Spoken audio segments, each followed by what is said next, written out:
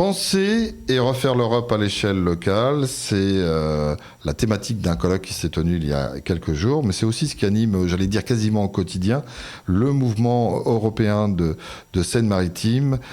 Et nous avons la chance d'avoir son président avec nous aujourd'hui, Philippe Tillet, bonjour. Bonjour. Vous avez donc participé dernièrement à une journée organisée par l'université sur le fait de repenser l'Europe à l'échelle locale. On pourrait évidemment revenir sur ce qui s'est dit et ce que vous avez décliné lors de votre intervention. Mais peut-être deux mots sur le mouvement européen et particulièrement sur celui de Seine-Maritime que vous présidez. À travers, en fait, les missions, quelles sont-elles ? Notre mission, nous, elle est toute simple, c'est de soutenir la dynamique européenne. En fait, le mouvement européen de Seine-Maritime est l'antenne locale du mouvement européen France, qui lui-même est l'antenne du mouvement européen international, qui, depuis 1948, accompagne le développement de ce qui est devenu l'Union européenne. Et l'objectif, c'est de parler de l'Europe ? L'objectif à nous, c'est de parler de l'Europe, de faire partager le projet européen avec nos concitoyens, les institutions, les entreprises, le monde associatif, etc., avec l'idée que nous, on n'est pas le relais de l'Union européenne. C'est ça. On n'est pas payé par l'Union européenne, contrairement à d'autres organisations qui sont là pour valoriser les dispositifs, les faire connaître. Nous, on soutient la dynamique européenne. On n'est pas toujours d'accord avec ce que fait l'Union européenne. Et comment vous êtes reçus ? Parce qu'il y a les personnes qui sont convaincues, et souvent on les retrouve soit dans votre association, soit dans des associations riveraines, et puis d'autres qui disent qu'ils ne voient pas toujours l'intérêt de l'Europe. On est plutôt... Alors, il y en a une grande partie aujourd'hui, et peut-être majoritaire, on verra bien au mois de juin prochain, qui sont plutôt eurosceptiques. Oui. Mais lorsque nous, on rencontre ces gens-là, on n'a jamais reçu un accueil défavorable, parce qu'en fait, nous, on constate que c'est vraiment une méconnaissance totale de ce qu'est l'Union européenne, de ce que fait l'Union européenne, qui va expliquer le malentendu et qui est d'une part traditionnellement relayé par la France, puisque en France, lorsque ça va bien, c'est grâce à la France, et lorsque ça va mal, c'est de la faute à l'Europe. Alors, c'est parler de l'Europe du quotidien qui vous motive et que le concitoyen puisse prendre conscience de tout ce que l'Europe peut faire à côté de chez lui. Et là, en fait, c'est une véritable découverte qu'il va faire. Tout à fait. Nous, ce qui est vraiment... Aujourd'hui, en fait, on connaît l'Europe en France essentiellement par les fonds européens, parce que l'Union européenne apporte un soutien financier à un certain nombre de programmes qui sont portés par les collectivités publiques, qu'elles soient nationales ou locales. Mais en fait, l'Europe, c'est beaucoup plus que ça. L'Europe, ce sont un certain nombre de règlements, de lois, qui sont votés, notamment par le Parlement européen, et qui, dans la vie quotidienne, vient accompagner la vie des citoyens. Je pense, par exemple, le plus emblématique en ce moment, c'est ce qui va se passer au mois de décembre prochain, le chargeur universel, qui fait que l'ensemble de nos outils numériques, que ce soit le téléphone, la tablette, l'ordinateur, nous n'aurons plus qu'un seul chargeur pour alimenter on pourra passer d'un appareil à un autre avec le seul chargeur, y compris Apple, c'est plié à la loi votée par l'Union européenne. Et ça, il y a plein de dispositifs comme ça, que ce soit, par exemple, en ce moment, on peut discuter justement par rapport à l'Europe de l'électricité. On pouvait tout à fait critiquer le dispositif qui a été mis en place, mais là, qu'est-ce que fait le Parlement européen ? Le Parlement européen, aujourd'hui, se réapproprie cet outil-là pour aller vers une régulation du marché. Alors, bien sûr, là, la France dit c'est grâce à moi. Mais en fait, c'est parce que, quelque part, les institutions européennes, et notamment le Parlement européen, le veut bien. Ce que l'Europe fait aussi à côté de chez soi, et on ne le sait pas toujours, c'est un complément ou des financements sur un bâtiment, sur une construction, sur un édifice. Et parfois, il n'y a pas la plaque de l'Europe. Là, c'est juste c'est plus terre à terre ce que je dis. Non, mais c'est terre à terre, mais c'est de moins en moins, parce que l'Europe a beaucoup discipliné, a beaucoup intervenu sur ces questions-là. Mais en même temps, nous, on ne met pas trop l'accent sur cette question-là, parce que le citoyen français, alors là, c'est l'expérience qui montre, lui, quand il voit une piscine, il ne sait pas que 25% de la piscine a été financée par la commune, 25%, je vais essayer de faire moins de 100%, 25% par la région, 25% par l'État, puis 25% par l'Europe. Il ne sait pas ça.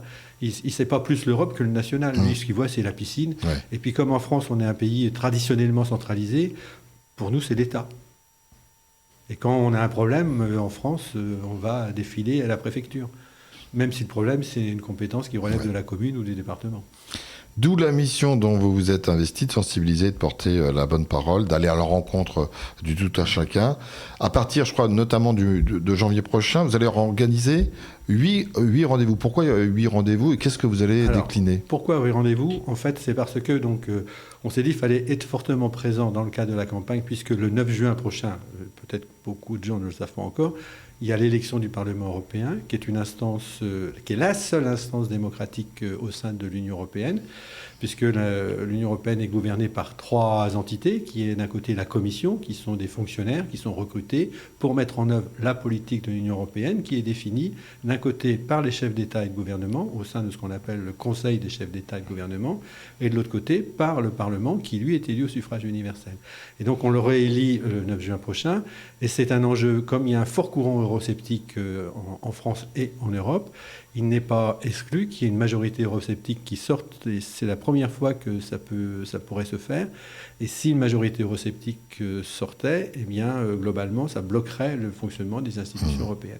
Donc nous, on a décidé de fortement se mobiliser là, en partant de l'expérience que nous avons, que l'Union européenne, c'est pas qu'elle est mal aimée, c'est qu'elle est mal connue. Et donc d'aller essayer sur les territoires de la Seine-Maritime, d'aller à la rencontre des citoyens qui... Là aussi, les chiffres nous disent qu'ils sont plutôt eurosceptiques dans les territoires ruraux, dans les bourgs, plus dans les territoires ruraux que dans les centres métropolitains. Et là, toutes les statistiques électorales nous montrent que dans les centres métropolitains, on est plutôt favorable à l'Union européenne, et dans les territoires périphériques, on l'est beaucoup moins. Donc on va essayer d'aller là. Et pourquoi 8 événements? Parce que, en fait, 6. Parce que l'Union européenne développe depuis des programmes qui sont organisés entre 2019 et 2024 autour de 6 priorités. L'économie, le numérique, le Green Deal, le plan vert, l'international, la démocratie et les modes de vie européens. Ça fait pendant 5 ans, que ce soit à la Commission, au Conseil des chefs d'État ou au Parlement, tous les travaux s'organisent autour de ces priorités-là. Donc nous avons décidé d'organiser 6 événements, chacun autour d'une de ces priorités, et en essayant de valoriser le travail qui a fait le Parlement européen sur ces questions-là. Ça veut dire que vous allez faire venir des personnes directement concernées? On va faire venir des parlementaires, des collaborateurs de parlementaires, parce que en fait, le Parlement européen fait un énorme travail en commission. Vous savez, au Parlement européen, il n'y a pas de majorité toute faite comme on a chez nous traditionnellement en France, même si c'est un peu moins vrai en ce moment, mais il y a la majorité et la minorité. Au Parlement européen, la majorité, elle se construit tous les jours. Tous les jours, on fabrique du compromis, des gens de gauche, de droite, du centre, du milieu se rapprochent et progressivement, ils font élaborer une décision. Donc ça demande un formidable travail, d'ailleurs qui explique une certaine lenteur, mais en même temps, quand on s'engage, on engage 500 millions d'habitants, etc. Ce qui fait, si je reprends l'exemple du chargeur universel, c'est bien parce qu'on est 500 millions d'habitants qu'on est le premier marché mondial qu'on a pu imposer à Google, à Apple et à Microsoft le fait que c'est un chargeur universel pour tout le monde, quoi. Voilà. Il n'y aurait pas l'Europe, ce serait impossible de faire. Voilà. Et donc on va essayer de montrer ça et que des parlementaires ou des collaborateurs à eux viennent témoigner de tout ce qu'il faut faire pour que ça... Et d'où l'importance d'avoir un Parlement qui tienne la route, quoi. Dans 6 endroits différents. Dans 6 endroits différents. Donc on va essayer de... Répartis sur le département, évidemment. Sur le département, que ce soit au Havre, que ce soit au Tréport, à Neuchâtel, à Rouen, bien évidemment, à Yvetot. On va commencer par Yvetot. Donc ça fait 6 événements. Et je disais 6, ça fait 8, parce qu'on aura une conférence inaugurale. Et une fois qu'on aura fait tout ce travail-là, bon...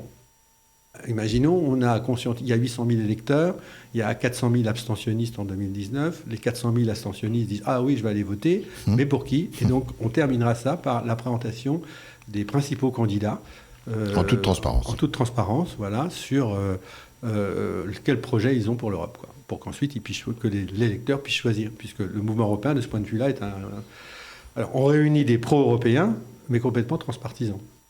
Un petit mot très court. Qu'est-ce que vous avez dit lors du colloque auquel vous avez participé? Là, vous étiez invité pour parler de quoi? Eh bien, moi, j'étais invité dans une table ronde pour parler de l'Europe des territoires. Et par rapport à mes 3 autres collègues qui étaient plutôt des représentants de collectivités publiques, eux ont plutôt parlé des dispositifs, des fonds, et moi, j'ai parlé de l'Europe des citoyens. Très bien. Pour se tenir informé des différentes dates que vous allez proposer à travers votre pèlerinage sur le territoire sénomarin, comment on fait? Alors comment on fait? Déjà, on peut aller sur notre propre site internet, il suffit de taper Mouvement européen 76 et on tombe directement dessus. Et puis à partir du mois de décembre, on va organiser une campagne de communication. Là, on a mis quelques moyens dans cette affaire. On a un scénario, on va feuilletonner tout ça, on va travailler avec des médias, notamment avec Radio Sensation, on peut imaginer, et puis on va essayer de faire connaître tout ça. Merci beaucoup Philippe Tillet, donc vous êtes le bienvenu, on a compris que vous reviendrez pour nous parler de tout ça et on vous attend. Vous pouvez retrouver ce magazine évidemment sur l'ensemble de nos podcasts audio et vidéo, sur le site mais aussi sur l'appli de Radio Sensation. Philippe Tillet, je vous dis à très bientôt alors. À très bientôt. À très bientôt. Au revoir. Merci.